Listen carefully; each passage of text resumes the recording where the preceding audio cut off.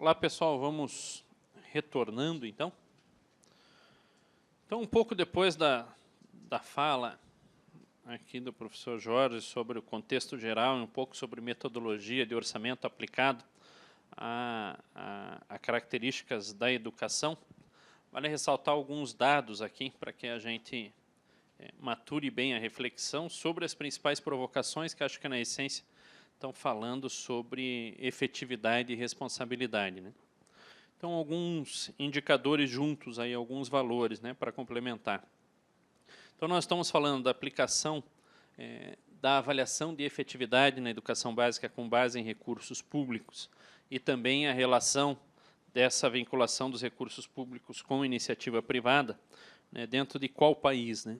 Então, o Brasil hoje tem um PIB de 1,7 trilhões. Nós éramos, há 5 anos atrás, a 5ª maior economia, hoje somos a 9ª maior economia. Hoje, o déficit do Estado brasileiro está se somando a 150 bilhões, né, acumulado e projetado para esse final de 2017. A matriz de receita, hoje, do Estado, 40% dela, então é um modelo muito assemelhado ao da Argentina, aqui na América Latina também. É um modelo muito comum, diferente do modelo canadense, do modelo americano, do modelo do Reino Unido. Mas a receita do Estado hoje ele vem 44% do consumo, e essa é uma das grandes distorções aí, da arrecadação no modelo arrecadatório brasileiro, né, 21% da renda e 26% de contribuições sociais, o que demanda uma estratégia de arrecadação do Estado com base no consumo, né? Em países de primeiro mundo, a arrecadação prioritária se vem pela renda e pela contribuição social. O consumo é uma fonte de recurso quase que inexistente. Hoje, da matriz orçamentária brasileira, 7,2% vai para a saúde pública, né, e para a educação, em geral, 2,6%, né, o que denota aí um orçamento pelo menos 3 vezes menor do que o da saúde, né? A saúde no Brasil, vale lembrar, é direito pleno. A segurança, por exemplo, hoje recebe 0,8% dos gastos públicos em nível nacional. Um pouco ainda para complementar alguns dados, né, falando um pouco da ausência, dos frutos da ausência de uma escola com qualidade, de uma escola ofertada que de fato oriente aí as nossas infâncias, nossas juventudes com um mínimo de dignidade estrutural. Hoje, 31% da população carcerária brasileira tem de 18 a 24 anos, ou seja, é a porta de entrada, né, da juventude. Desses, 53% tem o fundamental incompleto. Fundamental incompleto significa ter acesso apenas à educação infantil, que é um direito também universal no Brasil, e a partir disso a perda do vínculo escolar.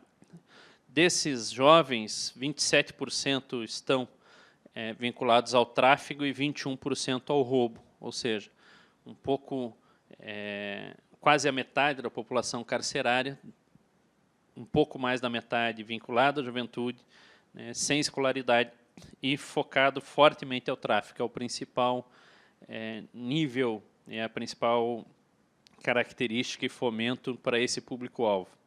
No Brasil hoje se tem cerca de 160 homicídios por dia, e um pouco para comparar isso, na Síria atualmente tem 151 homicídios por dia. Então nós estamos falando também de uma população extremamente insegura nas suas bases, né? Desses 155 milhões de brasileiros hoje têm a sua saúde dependente de forma direta do Sistema Único, 52 milhões de saúde suplementar. O número de leitos hoje é 49% do Sistema Único de Saúde e 51% de saúde suplementar. Em síntese, um pouco desses dados vinculam aqui, reforçam algumas das provocações que nós recebemos. E aí, Gimena, gostaria que você comentasse um pouco, né? Nós estamos falando de uma tendência, de uma arrecadação pública decrescente, de uma agressividade pública com relação à tributação crescente, com uma população pobre ou miserável crescente e com uma estrutura de saúde extremamente deficitária, uma estrutura educacional extremamente depedrada e uma estrutura de segurança de fato inexistente.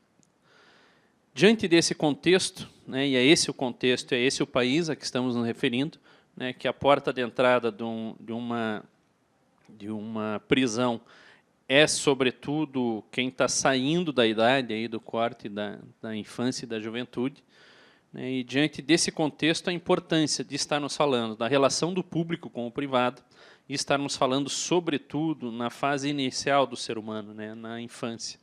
E qual a importância da escola nisso, mas não uma escola que trabalha no seu ideal, mas no seu possível, no seu suficiente, que procura orientar uma população a sair dessa condição, a questionar essa condição, mas não o direito pelo direito, né, o direito de um país de primeiro mundo num país de terceiro mundo, mas o direito à dignidade, né, procurando alternativas que, de fato, tornem essas estruturas mais efetivas. O que vem aí é a provocação do custo aluno e qualidade, né, a efetividade no investimento público ou privado a essas crianças, a esses jovens, sobretudo nessa idade, e o impacto que isso tem nos indicadores de todos nós como sociedade, né, como comunidade. Intercalando já a primeira pergunta, né, esse contexto focado aí na relação da efetividade do orçamento público e dessa relação do público e do privado, né? Quais são as principais provocações, quais são os principais desafios nesse contexto e se tem alguma receita de bolo aí, como ela aconteceria, né? Obrigada, Júnior. Eu queria fazer um comentário nessa linha, que aqui no Brasil, na questão do orçamento participativo, Jorge, nós avançamos muito. Nós estamos aí há mais de uma década garantindo em lei e com as estruturas de participação, né, as assembleias. Só que hoje nós vivemos uma depreciação desses espaços de participação. Porque não são atraentes, então muitas pessoas não tomam a ideia dessa linguagem do orçamento, não é atraente. Né? Essa visão técnica que é exigido, essa linguagem, às vezes muitas pessoas, os atores que a gente chama do sistema de garantia de direitos da criança, eles não acessam essa expertise técnica, o que invalida o acesso aos mecanismos que existem. Né? Nós temos plataformas de transparência, a gente tem uma obrigatoriedade dos estados de colocar esses dados e aí a gente poder acessá-los, mas nos falta, às vezes, formação nisso e mobilização da sociedade civil para fazer esse monitoramento. E nessa linha de pensar essa complementação público-privado diante de uma resposta às demandas da sociedade, a gente vem lutando também há muitos anos de transformar políticas de governo em políticas de Estado, de ter um pensamento mais orgânico nas respostas, mais perene, mais permanente, porque fato é que as tendências dos governos imprimir um estilo pessoal, desconsiderando trajetórias, realidades e trabalhos que estavam sendo executados e eram bons. Né? Eu acho que, para a gente definir o que seria saudável para o governo brasileiro implementar como parcerias públicos-privados, nós deveríamos avaliar as políticas existentes. Acho que você traz um elemento muito interessante para nós aqui, e eu falo da atuação em nível nacional, porque nós, então, com essa proposta de orçamento participativo, nós desenvolvemos uma metodologia de segmento ao orçamento, que é o OCA, que você conhece, mas pensar em trabalhar a visão orçamentária na política pública é uma coisa muito nova para a gente. Para mim, por exemplo, é muito novo. Né? Eu fico pensando que a lógica orçamentária do Estado, à luz da convenção, seria pensar em quantas crianças nós temos, o que elas precisam, e aí fazer esse rateio. Né? Como eu pago essa conta? Se eu pago por meio da destinação, né, de quais fontes, e o que seria possível executar essa parceria público-privado para garantir a qualidade, a participação, o desenvolvimento pleno. Mas, se eu não tenho essa visão geral, né? E o que a gente presencia, às vezes, é um intuito pessoal de um governo específico, que algum interesse está em cima disso, elege-se uma parceria pontual, que tem uma visão a curto prazo, que vai gerar um problema a longo prazo, porque também a gente tem esse problema no Brasil. A gente pensa a política pública para agora, a gente não pensa o efeito dela daqui a 10 anos. Nós tentamos, o esforço que nós fizemos na área da infância é instituir o Plano Decenal dos Direitos da Criança, que são 5 eixos para que a gente abrangesse uma visão mais sistêmica, intersetorial, e projetá-lo para 10 anos. Nós sabemos a dificuldade que estamos tendo da adesão dos estados e municípios a esse plano. É uma resistência dos governos e da sociedade civil também, né? E, dentro disso, eu queria apontar 2 coisas. Um é que, assim, eu fico pensando nessa sua metodologia, né, que a gente também tem no Brasil um sistema que são os conselhos de direitos da criança. Os conselhos, eles administram diretamente um fundo. E esse fundo, dependendo dos conselhos, aqui no Paraná a gente tem uma situação diferenciada, que o dinheiro destinado ao fundo, que também são de taxas, porque a conformação desses fundos também é interessante, geraria uma discussão também com muitos elementos e dados, né, quem compõe esse fundo e a que esse fundo seria destinado. Então, está na Constituição, está no ECA, mas nós temos realidades bem diferentes, que mereceria um estudo caso a caso, né, para ver como melhor utilizar esse dinheiro. Porque aqui no Paraná, que tem assim, relativamente um dinheiro bom, né, que financia algumas políticas que deveriam ser financiadas pelo Estado, pelo pressuposto do Estado, e são financiados por esse fundo, que deveria financiar coisas emergenciais, né, mas também nós não construímos as políticas que são sustentadas por este fundo dessa maneira, pensando quanto que essa política custaria, o quanto hoje cobre. Muito interessante. Se nós pudéssemos fazer esse exercício a partir do fundo, seria um exercício interessante, para depois, talvez, trazer para o orçamento do Estado, né? E aqui, só por fim, eu queria recortar a questão do SINASE, né? O SINASE aqui, a gente não adotou a justiça juvenil. A gente adotou o modelo de socioeducativo, medida socioeducativa, né? Então, é a mesma questão, tem várias questões em consonância. A gente adota esse modelo para ter um cunho mais voltado à educação.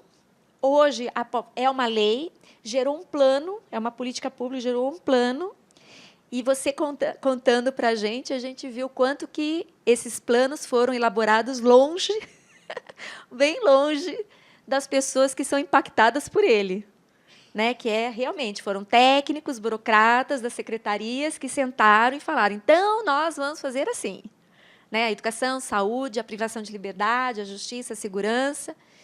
E hoje a gente está em colapso, né, o nosso sistema, a gente está com algumas denúncias nas cortes interamericanas, a gente está vendo a morte, né, de vários adolescentes no sistema. A gente teria que defragar uma avaliação, inclusive porque o Conselho Nacional de Justiça, né, o Tribunal Federal, eles querem implantar um modelo alternativo nessa questão de parceria político-privada.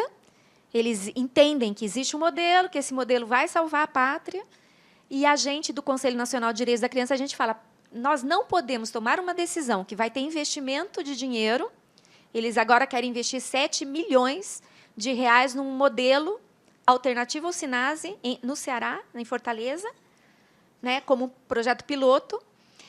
E o argumento do Conselho Nacional é: não podemos investir numa parceria político-privada sem avaliar o sistema, a lei, o que foi implementado nos últimos 10 anos.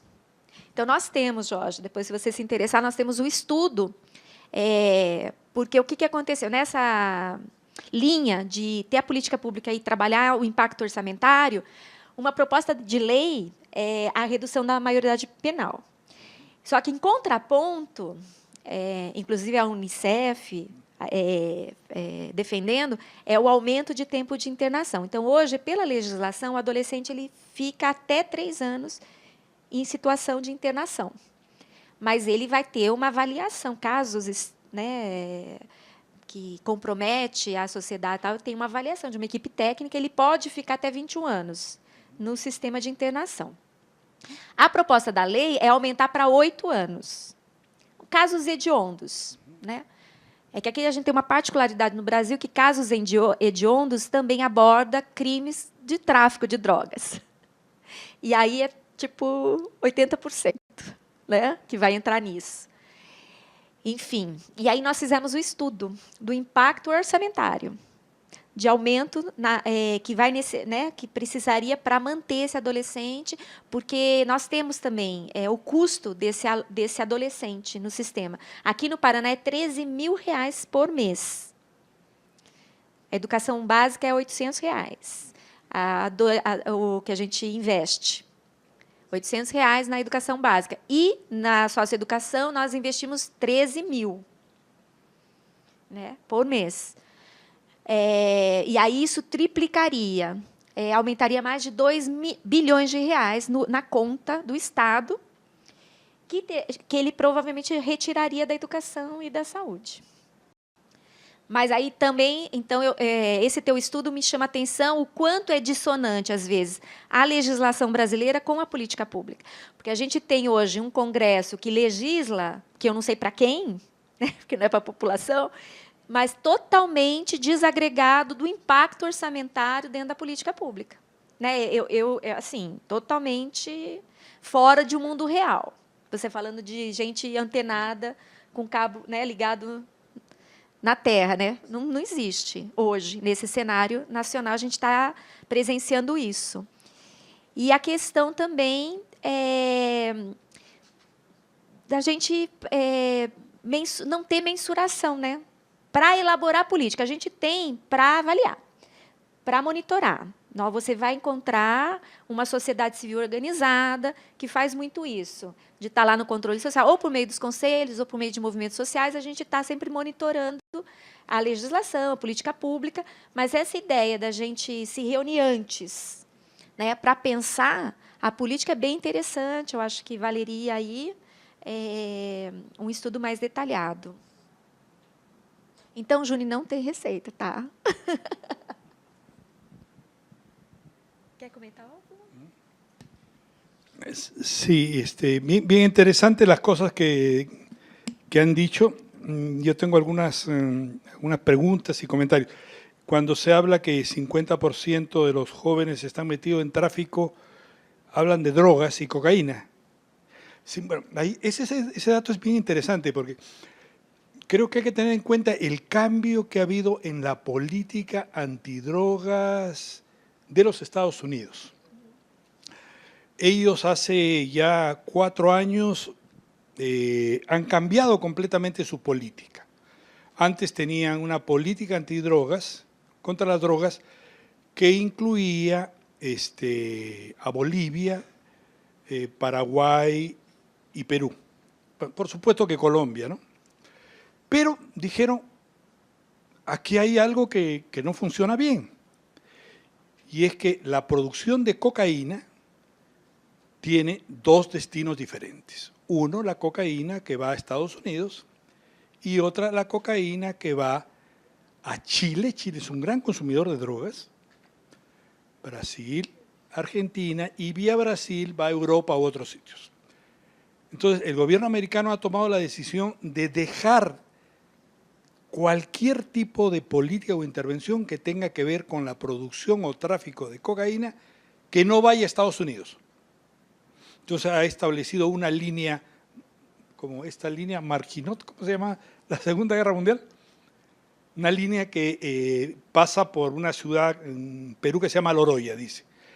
Todo lo que está en el sur de esa ciudad tiene que ver con producción de cocaína que va a Estados Unidos. Y han concentrado toda su intervención y todo el apoyo a esa zona. Por supuesto que incluye Colombia. Toda la parte que va hacia el norte no es mi problema. Que haya producción y tráfico a Uruguay, Argentina, Chile, Brasil y de ahí a Europa no es mi problema. Y ha obligado al gobierno peruano a la misma política. Entonces, la producción de coca, el tráfico, las avionetas que llevan droga, en toda esa parte es libre, no hay ninguna intervención, hay zonas liberadas. Y Estados Unidos le dice, ese es el problema de los alemanes o el que quiera controlar. Como no me afecta a mí, no hacen nada. Y por eso ha habido un incremento bien importante, ¿no?, que se ve aquí en Brasil. Bueno, pero hay otro tema que me parece más importante que eso, que es lo que viene sucediendo los últimos 10 años. A ver, ¿cómo lo explico? Hemos tenido 10 años de crecimiento o más en América Latina y se dice que 75 millones de latinoamericanos han salido de la pobreza. Y se han reducido los niveles de pobreza, de nutrición crónica, en toda la data. Y América Latina se ha convertido en un mercado rentable para televisores, computadoras, automóviles, el sobreconsumo. Pero hay un sector de la sociedad, entre 15, 20 y 30%, que ha quedado totalmente fuera de todo ese proceso de mejora. No tienen servicios de agua, de luz, la educación básica no les alcanza, salud, etcétera, etcétera. Y eso se concretan en políticas públicas de segmentación. Por ejemplo, a mí me llamó mucho la atención en Brasil que las escuelas públicas tienen la posibilidad de recibir financiamiento complementario de los estados. Entonces, hay escuelas públicas en Río de Janeiro, en Sao Paulo, que reciben subsidios del Estado gigantes, así como universidades públicas. Y esas escuelas públicas segmentan, reciben a los mejores alumnos, y la escuela pública no es igual para todos. Lo mismo sucede en universidades, y en Perú también sucede. Lo mismo para salud. Entonces están creando dentro de los servicios públicos todo un proceso de segmentación. La última innovación son los colegios de alto rendimiento, o sea, de la educación básica pública. Los alumnos concursan y los mejores, los que más saben, van a esas escuelas que son a tiempo completo, desayuno, almuerzo y alojamiento. Entonces se está instaurando todo un sistema de segmentación, donde una parte de la sociedad varía, en Perú es más o menos 25%, está fuera del sistema, y no importa, porque es el menos organizado, es el más pobre, son indígenas, son mujeres, son niños, descentralizados. Y eso es parte de la nueva orientación de políticas públicas. Lo que se quiere es que ese sector no se organice políticamente, no tenga presencia. El caso, por ejemplo, de Piñera, de las elecciones de Chile, bien interesante lo que ha pasado en Chile este fin de semana. El programa básico de Piñera en Chile, ¿cuál es? Nosotros salimos a defender a la clase media.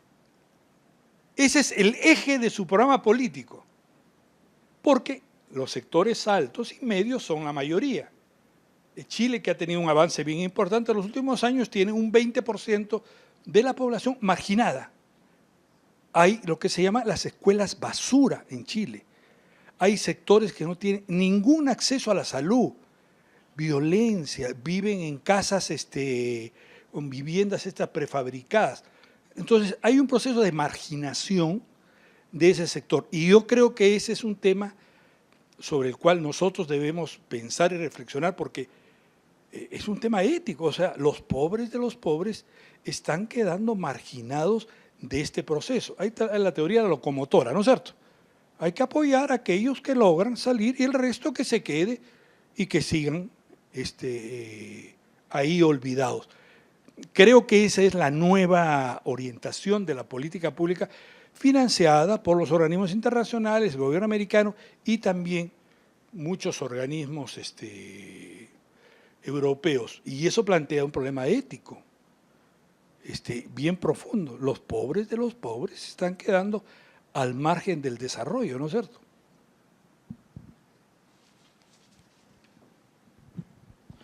Uma outra questão aqui fala sobre as formas ou como vocês veem a possibilidade da comunidade atuar junto ao controle social, né, observando aí por meio dos fóruns e de forma efetiva, né, não apenas a aplicação dos fundos, mas também a parametrização e a discussão sobre o orçamento público, né, na infância, sobretudo no nível municipal, no contexto brasileiro, né, e no contexto estadual, que é onde está a base da escola. Hein.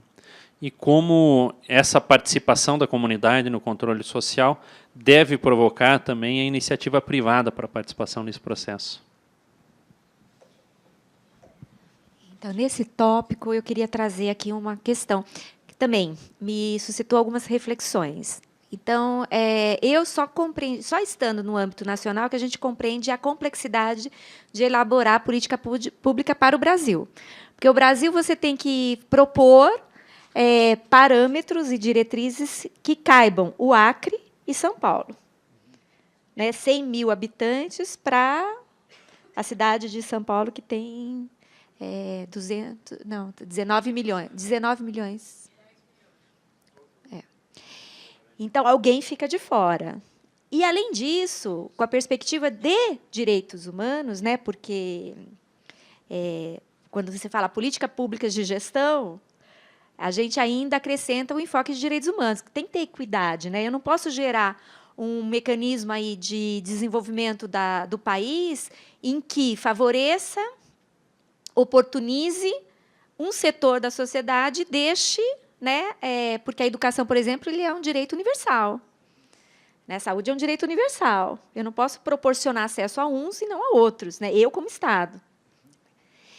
E aí, neste momento, no Conselho Nacional, a gente acordou também de uns 2, 3 anos para cá, que nós temos políticas públicas, então nós temos plano. Só na área da infância a gente maneja 5 planos nacionais, de exploração sexual, de trabalho infantil, de primeira infância, de acolhimento institucional familiar, do SINASE, né? E a gente teve o objetivo de ter um plano que articularia tudo isso, que é o plano decenal. Mas aí nos acordamos para essa especificidade de populações específicas. Especificidades de populações específicas ficou legal. Mas, por exemplo, nós temos mapeados na política da assistência 28 nominações de populações que têm as suas particularidades. Circenses, ciganos, ribeirinhos, enfim, são 28, né? Quilombolas, né? Então, são pessoas, e entre elas crianças e adolescentes, que mereceriam um olhar e uma adequação da política pública. Então, assim, eu falaria que a provocação então, que escola essa comunidade precisa? Porque hoje o modelo de escola que a gente oferece, enquanto Estado, é um padrão, tem um parâmetro. E aí eu acho interessante, eu não sou uma especialista na questão da educação, aqui tem pessoas muito mais qualificadas, mas eu concordo com você na questão da métrica do custo-qualidade, porque, no meu olhar de defesa de direitos, eu vejo essa especificidade. Né? Então, assim, qual escola que essa comunidade precisaria e aí quanto que é o custo dessa escola? E talvez eu, como Estado, deveria que investir mais dinheiro nessa população, porque a especificidade dela exige mais. Eu estou dizendo, por exemplo, a Amazônia. Né? É totalmente uma lógica diferenciada. Não tem ruas, quer dizer, não tem estradas, tem barco. Né? O acesso, tem períodos de chuva, inundação, tem períodos... uma lógica e um parâmetro totalmente diferenciado do que hoje, em termos de política pública nacional, a gente apregou. Né? A gente não tem essa... em termos de elaboração de política pública e acrescentando a questão orçamentária. Né? A gente não tem o foco na especificidade, que talvez fosse uma lógica interessante. Né? E que talvez a sociedade civil deva se despertar para isso, para sensibilizar o Estado. Né? Porque talvez do Estado não venha. Porque fato é que muitas vezes o orçamento do Estado é uma réplica do ano anterior com esses índices de probabilidade, que vai cortar tanto. Eu estou vendo isso no nacional. Então, eles projetam um orçamento nacional contando que vai ter um corte de 30%, e a gente não discute para onde vai esse corte, que a gente deveria, né? Assim. Então, é nesse sentido, eu acho que toca a gente, a sociedade civil, não só se alertar para as peças orçamentárias e o quanto custa essa educação, ou como vai ser montada. Uma outra discussão, essa do PIB, nós, o Brasil, né, a gente conseguiu aprovar no Plano Nacional de Educação um aumento de 6% do PIB para 10% do PIB. E a gente só investia 4%. E a discussão nossa era a mesma. Eu falei assim, então, com 4%, o que fica de fora? Que a gente vai lutar agora para esses 10% cobrir. E tinham pesquisadores da universidade que falavam assim, então, tá, mas que PIB que a gente está falando? São as taxas que vão formar esse PIB? Da onde eu vou tirar? No orçamento dos percentuais que compõem as políticas públicas, da onde eu vou tirar, né? Então, é complexo, eu acho que é estimulante, e eu concordo que é uma ferramenta poderosíssima. Acho que se a sociedade civil se apropriasse, e, além do mais, a juventude, eu acho, né, porque eu vi assim, o que eu gostei da tua ferramenta é que ela é uma leitura amigável, né? Ela tem desenhos, né? Eu acho que um adolescente ele vai se animar também a entrar e a querer conversar com essa ferramenta, né? Porque não é só números. Mas eu acredito que, se nós nos interássemos mais dessa linguagem, é uma ferramenta poderosa, de diálogo, sim, com o poder público. Sí, creo que, Jimena, estás tocando temas muy importantes, ¿no? Yo partiría de un primer tema que tenemos que reconocer, y es que el Estado, cuando destina recursos, lo hace en forma ineficiente e ineficaz. Aparte del problema de la corrupción, es decir, el desperdicio de recursos que hace el Estado es gigante. Y dentro de nuestra lógica tenemos un sentido. De lo que se trata es de aumentar más y más y más recursos. Pero no decimos más recursos y mejor utilizados. Y yo creo que hay un campo muy importante para mejorar la eficiencia y la eficacia del gasto público. A la vez que se aumenta, hay que mejorar esta eficiencia y esta eficacia.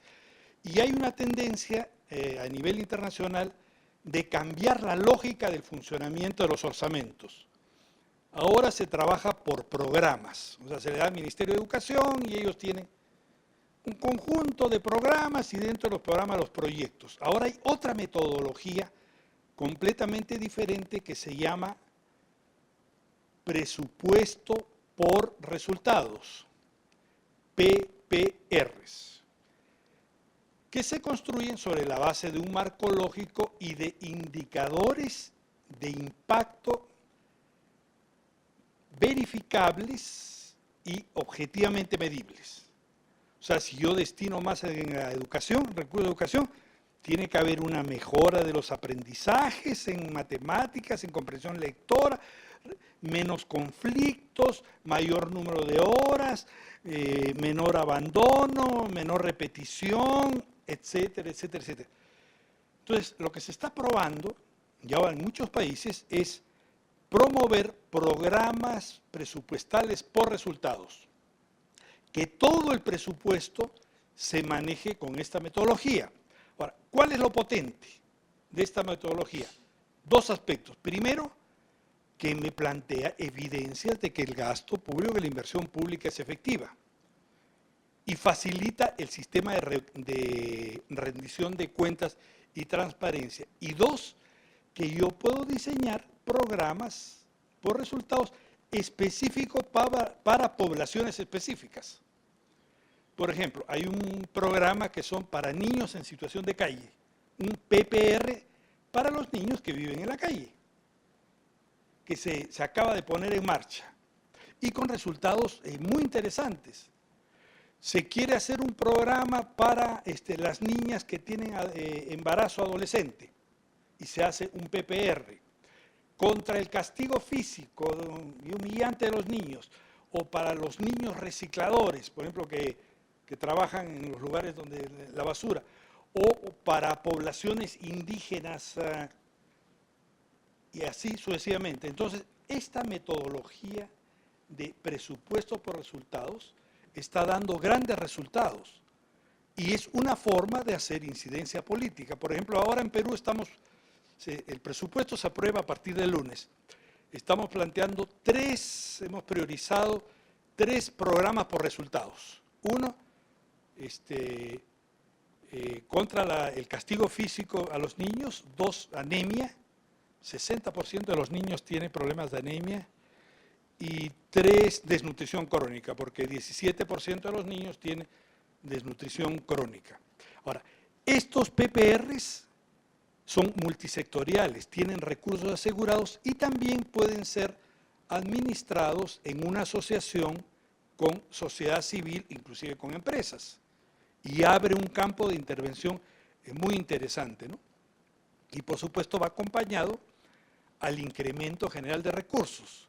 Ahora, en relación a este tema que le preocupa a Jimena, para no retroceder en las políticas públicas, porque una cosa que viene sucediendo es que cambia el gobierno y todo para atrás, se ha encontrado una forma de anclar políticas públicas y se ha creado una instancia que se llama el Foro del Acuerdo Nacional, donde participan todos los partidos políticos, los principales sindicatos, las iglesias, los grupos empresariales, las organizaciones de la sociedad civil y la academia. O sea, realmente está toda la sociedad ahí. Y en esa instancia se aprueban políticas públicas de Estado, que se supone que son políticas públicas para 20 años. Y cuando hay cambio de gobierno, antes de las elecciones, se convoca a todos los candidatos y se les dice, ustedes van a respetar las 33 políticas públicas de Estado de largo plazo. Todos firman.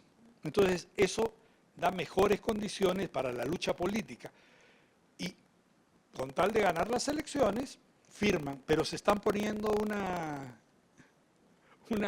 soga al cuello y dificulta, hace más difícil el retroceso, ¿no es cierto? Porque estamos en América Latina en una situación de retroceso y creo que estas medidas pueden ayudar mucho, ¿no? Políticas de Estado de largo plazo y 2, los presupuestos por resultados, ¿no? Acho que agora vamos aproveitar a presença do pessoal aqui. Se alguém tiver alguma pergunta, alguma consideração.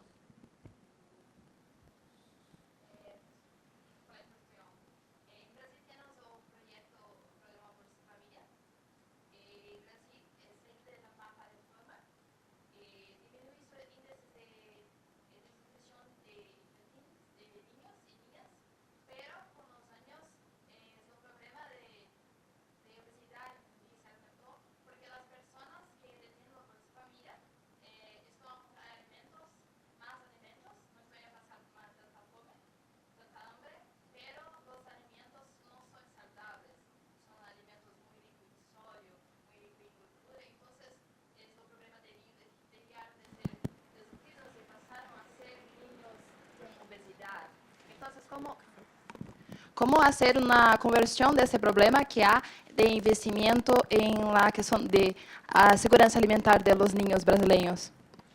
Bueno, ese fenómeno es un fenómeno en muchos países. Las últimas estadísticas muestran que la población obesa en Chile es 42% y 0% de nutrición crónica. México está en una situación terrible y Estados Unidos, ¿no? Bueno, una forma de eliminar la desnutrición ha sido poniendo a los alimentos complementos vitamínicos, ¿no? A la harina le ponen suplementos, se dice, a las gaseosas, al pan, al aceite, etc. Y reducen la desnutrición crónica, pero tienen un problema de obesidad. ¿Qué cosa es lo que está pasando? Y es que hay un lobby internacional para promover el uso y el consumo de alimentos no saludables, altos en grasas, en calorías, la comida rápida. Ese lobby, ¿se entiende? Está impidiendo que en los productos se señale que son malos para la salud. Por ejemplo, en Chile hay el sistema de sellos que se le pone alto en sal, alto en grasas, exactamente,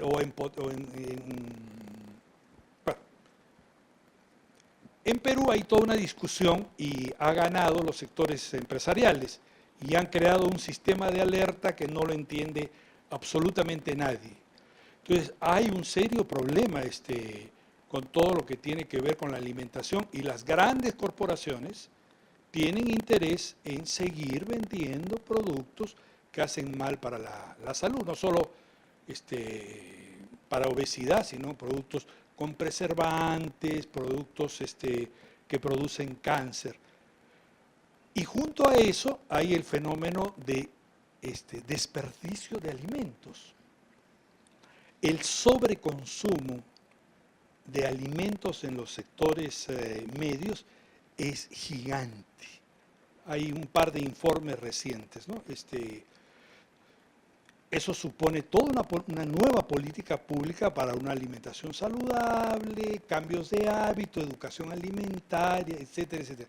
Y los programas de entrega de dinero condicionada, las bolsas que existen en toda América Latina, lo que están haciendo es facilitando ese proceso, porque les dan el dinero y ¿qué se les pide a las familias a cambio del dinero? Que los niños vayan a la escuela, ¿no es cierto? Y las madres tengan sus controles prenatales, básicamente, ¿no? Pero no hay educación alimentaria, no hay formación. Es una forma fácil de salir. Y el tema de educación alimentaria es un tema sencillo, se puede hacer a partir de los medios, debe incluirse en la currícula escolar, en la familia, y es un tema esencial a mi entender, ¿no? Hay un problema ético también, ¿no es cierto? Pero el lobby de las grandes empresas, de los grandes consorcios que son conocidos, es gigante, ¿no? Hay unos videos terribles sobre el tema, pero es un tema sobre el cual hay que trabajar, creo yo. Mais alguém?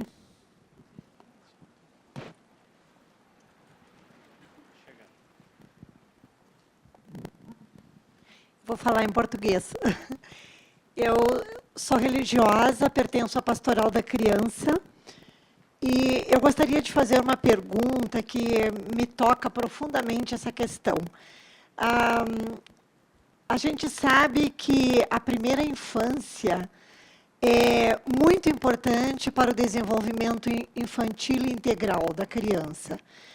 E o quanto é importante a criança brincar, e brincar num espaço ao ar livre, para que ela tenha contato com a natureza, para que ela possa respirar um ar puro, para que ela possa conviver com os seus amigos, com seus vizinhos, e tenha esse senso de comunidade.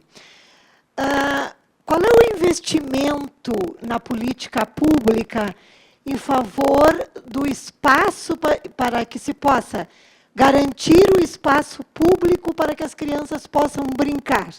Que esse espaço seja realmente garantido a elas.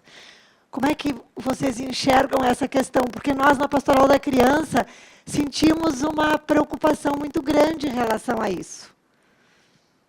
Muchas gracias por la pregunta. Mis amigos me dicen que yo soy el loco de las ludotecas. ¿Se entiende?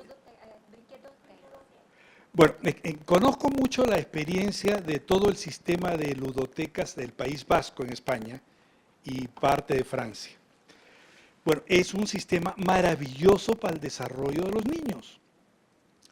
Los niños tienen el derecho a brincar, dicen, a jugar. Y la escuela pública tiene que incluir todo un sistema de desarrollo. hay avances muy importantes. Todo lo que tiene que ver con metodología, materiales y experiencias sobre cómo el juego es una buena forma de educar, de formar, de desarrollar a los niños, es algo que ya está disponible. Lo que tiene que pasar es desarrollar políticas públicas y ampliar la inversión pública en ludotecas, especialmente en la educación preescolar, se dice. Y yo soy un convencido. También hay un avance en Colombia, materiales y todo. Nosotros hemos hecho cursos para maestros para hacer ludotecas, no solo ludotecas de las escuelas formales, sino ludotecas comunitarias con voluntarios. Y yo creo que es un tema súper importante. Pero el tema de la primera infancia, o sea, ya hay estudios muy serios que demuestran que los impactos y los retornos de invertir en primera infancia son muy grandes. Hay Heckman y 2 o 3 estudios han demostrado que la rentabilidad de $1 invertido en primera infancia es 10 veces. Mientras más pequeño sea el niño, más rentable. La intervención más rentable de todas es darles complemento de ácido fólico a las madres. Es $150 por $1 invertido. Y hay ya detectadas 23 intervenciones para primera infancia que tienen costos muy bajos y altamente beneficiosas con estimados de costo e inversión muy detallados. Yo estoy terminando un libro sobre el tema y tengo bastante bibliografía. Porque, ¿cuál es el tema aquí? A los burócratas, a los que deciden invertir, hay que convencerlos que es muy, muy, muy rentable y lo más rentable invertir en los niños y particularmente en primera infancia y especialmente en niñas. Hay estudios también que demuestran que la inversión en educación en niñas es mucho más rentable que invertir en niños. Por ejemplo, 39% de las familias en extrema pobreza en Perú no tienen niños con desnutrición crónica. Y después de los estudios estadísticos se demostró que la única variable que explica eso es el mayor nivel de educación de la madre. O sea, invertir en las niñas en educación es mucho más rentable porque no tiene niños desnutridos crónicos. Esos niños desarrollan menos violencia, menos consumo de drogas, tienen menos abandono. Hay como 20 indicadores así duros que demuestran que es más rentable invertir en niñas, especialmente en primera infancia. O sea, el tema en términos académicos y técnicos está resuelto.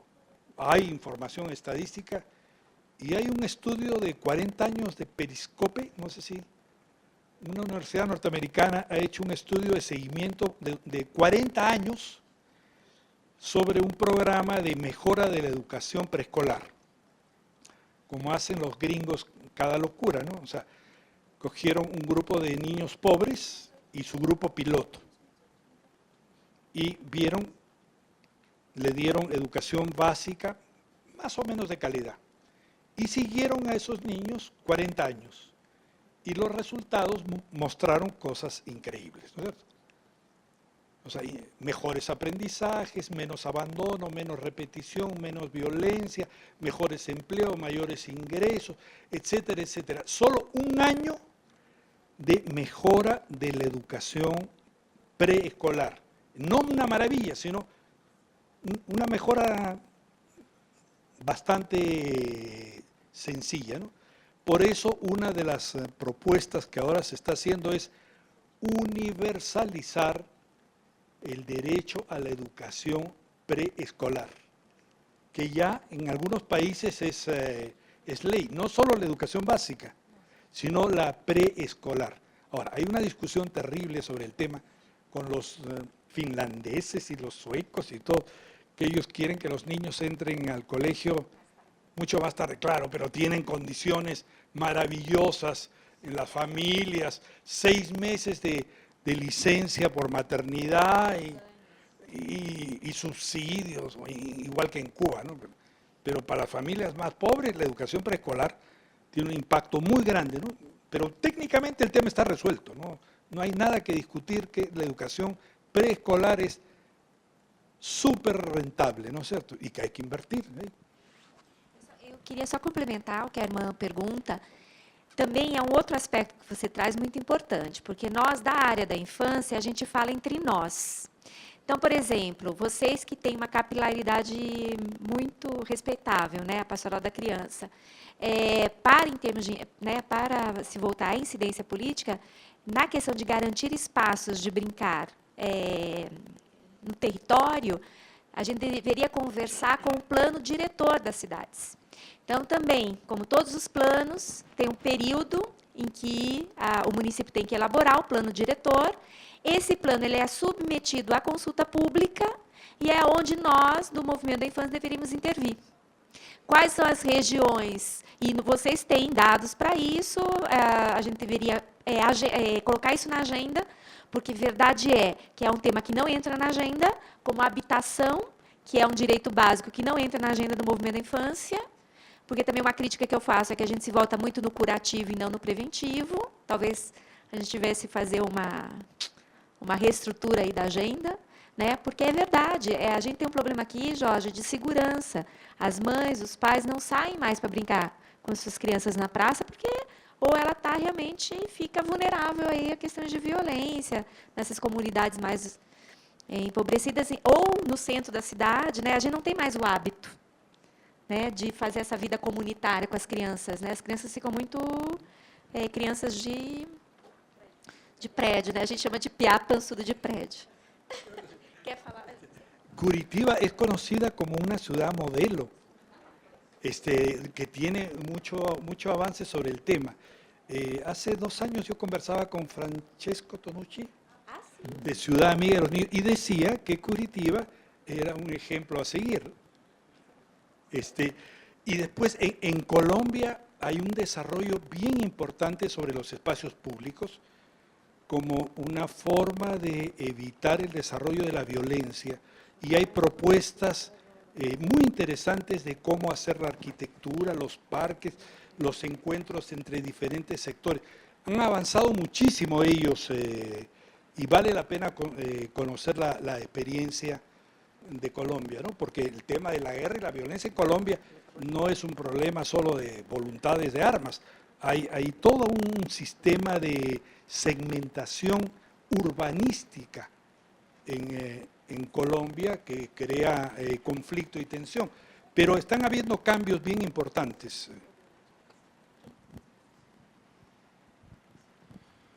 Então, diante disso, gente, gostaríamos de agradecer a presença de todos, o pessoal que assistiu o vídeo aí ou que vai ver no futuro, né? Acho que a importância, fica registrado aqui a importância de achar alternativas, né? Também fica registrado aqui a necessidade da gente festejar os avanços que vem ocorrendo, mas também de se provocar por tudo aquilo que ainda tem que ser feito, né? Dignidade para o ser humano em qualquer faixa etária, sobretudo na infância, é um foco a ser perseguido e desejado, né? Seja isso por uma mãe de família, um pai de família, seja isso por uma política pública, por uma empresa privada, né? Como uma temática que precisa de bastante gente trabalhando, né? É importante a gente ressaltar aí também a relevância de estarmos todos juntos discutindo isso e, sobretudo, fazendo isso, né? São coisas que, mais do que discutidas, têm que ser percebidas aí pelo Evangelho na prática, né? E essa prática emerge a 500 metros desse auditório onde nós estamos, de uma forma bem pulsante, né? Assim como em tantas outras comunidades. Então, agradecemos a presença de todos, a Jimena, professor Jorge, obrigado pela explanação. Sigamos aí na nossa vida e voltamos ao trabalho.